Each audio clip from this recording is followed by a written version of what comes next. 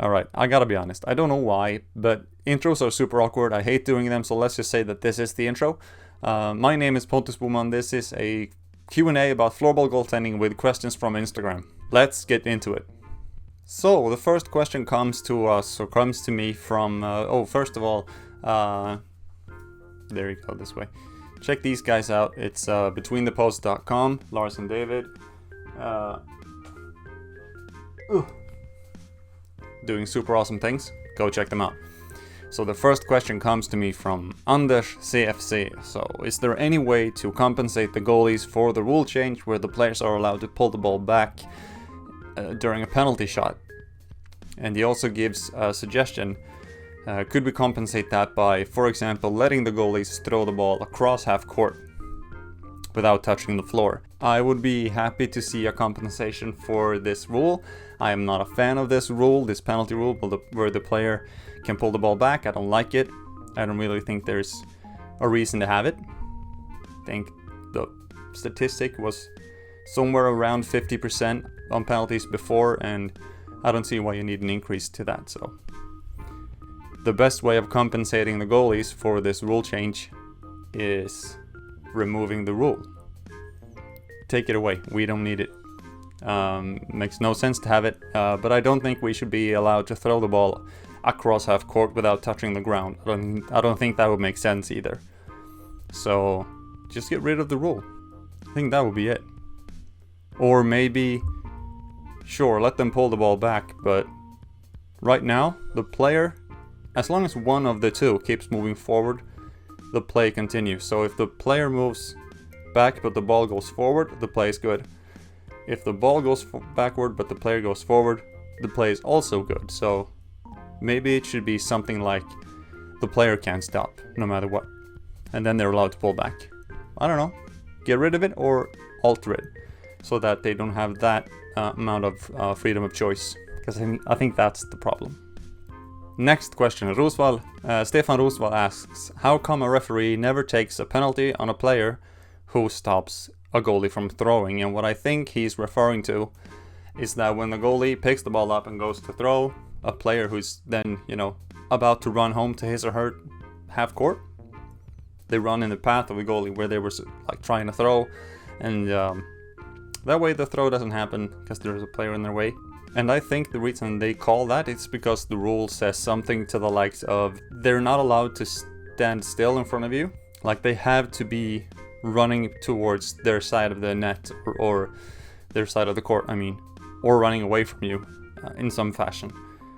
And as long as they're doing that, they're not committing a violation. So I think that's the reason. But also, a lot of the times goalies get this confused where they go to pick up the ball somewhere around the goal, and then they run to the end of the crease, and then they stand there and they want to throw, and this player is standing in their way, and then the goalie starts calling like, oh, he's too close, da da da. Whereas the actual rule says that player only has to be 3 meters away from the spot where you picked up the ball. So that's also a common misconception. As long as the player is 3 meters away from where you picked the ball up, they're not committing a violation. And sure, I agree with you, it's annoying when they run into your throwing lane when they're headed back, but yeah, I think that's just how the rule is done. But if the player's actively trying to stop your throwing, then yeah, obviously if the ref's not calling that, then there's an issue. So Christian Korai, or Korai93, you can go check him out on YouTube as well. Inspirational goalie videos, quite cool. Rituals or most not recognized mistakes of goalies. A very common mistake that I see a lot of goalies do is play on the wrong depth. And that means you're playing too far out or too far in. Both in your normal way of playing, but also in the sense of, for this individual situation, you would have had to sit closer to the player or closer to the net. I think that's a very common mistake. But the most common ritual is probably this one. Going back and touching the posts. But let me tell you what I think is the most important thing here, that I think a very common mistake that's not recognized is the way that goalies practice. I think that's a very common mistake. It actually matters how you save the ball. Like, in some sense, the saying has always been, it doesn't matter how you stop the ball, as long as you stop it. And that's true. But how you practice stopping that ball actually matters. So if you practice stopping that ball in any way, shape, or form, so then you end up doing unfavorable actions or movements in the net when you practice, you're going to bring those unfavorable movements to the game. So it's just a big mistake to not take the time and put in the effort of practice to be able to find a good structured way of making the saves.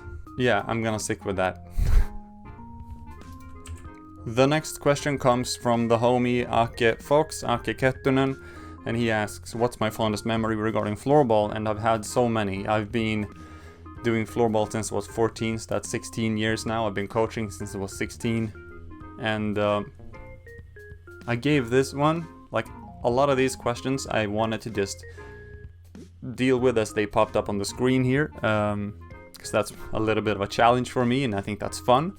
But this one I actually put some thought into, and it's super difficult. So I have a couple of finalists though.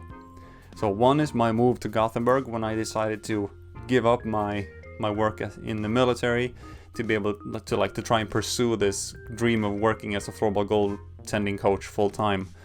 That move was super cool, very exciting time. I moved here and then I got an apartment, a job, and a deal with Pixbo within the first week of landing here, so that was super cool. Another one would be going to Shanghai for the first time to coach at a floorball camp. The culture shock was huge. The language barriers was a factor, but it was so incredibly rewarding to go all the way to Shanghai from Sweden for floorball reasons. That was super cool, and that's always going to be super close to my heart. And then the third finalist would be making the move to the SSL, because I decided that when I came to Pixbo, I wasn't going to try to get my way into the SSL prematurely. I was going to wait and kind of let that come to me, sort of thing. Like when I had matured enough and gathered the skill sets that I needed to be able to be there, I thought maybe the opportunity would present itself, and I had planned for that to be like a couple of years at least. And that happened after only the first season, where the two goalies of the men's and women's team reached out and wanted me to work with them, and yeah, that's how that happened. And that was again a big shock and just the coolest. I didn't expect that at all that fast, so those three would be the finalists. You choose for some reason. I don't know what you would choose. My favorite, but yeah, one of them. Cambridge Floorball asks, why is Tyler Brush the most inspirational guy you know? This question is kind of meant in a cheeky way, judging by the first little emoji there. But I actually do believe that Tyler Brush is a very inspirational person, a very good guy. So for those of you who don't know, Tyler Brush is a player on the Canadian national team and a good friend of mine, and he recently took a bad fall and cracked his head open, and it was super nasty, and he was very lucky to come out of it the way that he did, and that's inspirational on its own. And I'm really sorry that you had to go through that, Tyler, but the way that you got through it is inspirational indeed, even though this question might have been aimed to be joking, a joking type of question, but that's only one of the reasons that Tyler Brush is very inspirational. Do you recommend the helmet Carbon X or the mask? Jones.n asks. And I personally think that it's too light or too thin, so that when you get hit to the head, or you get a shot to the head, the sound reverberates a little bit too much, and it makes a lot of noise inside the mask, and I'm not a fan of that. So for that reason alone, I wouldn't play with it. but I'm not gonna say that I don't recommend you playing with it. If you like the fact that it's super light, which it is, because that can be super nice as well for some people, then sure. If you like a helmet that's really light, then sure. Surhik. I'm sorry, we've spoken in the comments and I just don't know how to pronounce your name. Asks, what's the most important trait for a goalkeeper to have? And it's gonna sound maybe like a little bit of a cheap answer, but the will to improve and the drive to actually put in the work, I think that's the most important trait that you can have as a goalkeeper. And it's one thing to just say that I want to be a better person or a better goalkeeper tomorrow than I was today, and then the day after that I want to be, you know the quote. It's like a quote where it's like, I always want to be a better person than I was the day before. And sure, that's a good sentiment and I think that's cool. But unless you take the time to look at yourself and reflect on what you need to improve, how you want to improve it, when you need to have it done. Like, I'm going to improve this thing by doing this, and I'm going to have done it but at the end of the month, or in 2 months, or half a year.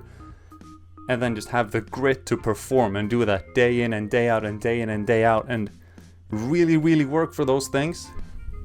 I think that's the most important trait that you can have. And not just in goaltending. You need to have that hustle trait. Let's call it the hustle trait. To just hustle. Do the work. Not just say that you want to improve, but putting in the effort.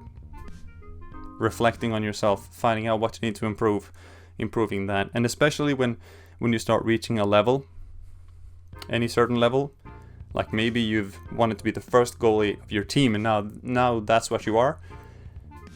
And to keep that drive after you reached a certain level, which doesn't happen for everyone, I think that's what makes people stay at the top level or whatever level that they want to be at the end of their career or such. So the hustle trait. And Yogi1 asks, should you dive high or low? So when they hit a pass and you need to go over there, like just jump over there super quickly, should you do that in the air or on the ground? And I would say that depends on how the play looks. So if you read this pass like it's going to come down to your post and the shooter is going to be quite close to you, maybe the fastest thing you can do is dive on the ground. Maybe. And even so, even if it isn't, the fact that the player is so close to your net makes it unlikely that they're gonna shoot high, so it would be more beneficial to dive on the ground. Whereas if the pass receiver is higher up in the court, it's more likely that the ball will go high because they're further away from the net, and that gives the ball time to rise, and then you might want to dive high. So definitely make sure to practice diving high and diving low. And if you want to start learning how to dive, learn how to land. That's what you want to practice. Because once you feel comfortable landing without getting hurt, you're going to be able to dive. So practice landing. And then practice diving high and low. And you're going to be alright. And that's the end of this Q&A. Thank you for the questions. I hope the answers were enjoyable. I hope that you got something from it. Either way, if you didn't, I hope the video in itself was enjoyable. It was for me, so I hope to be doing more of these, even though I hate doing intros. Outros are a lot better. So, yeah, thanks for the questions, and hope I get to do another one soon. Good luck.